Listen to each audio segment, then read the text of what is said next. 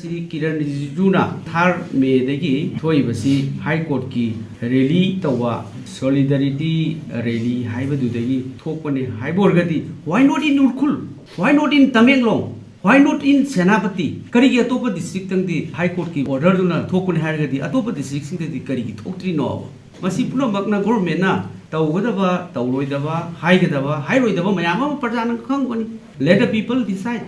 let the people judge. Aduga amuk vote maya sida parja mayam da apang bani center government tainari apang bani congress na thon bani haibse masidi is a very really unfounded statement of the union ministers. Aduna sarkar na khagadaba fencing atum khabiyu poppy plantation muthatkani defense minister na tawgani haibdu muthatpiyu adagi illegal migrants mayam singdu thingjangani hana haibdu thingjanbiyu adagi high court ki order haiba singdu so dum tawgadab dum tawbiyu aduga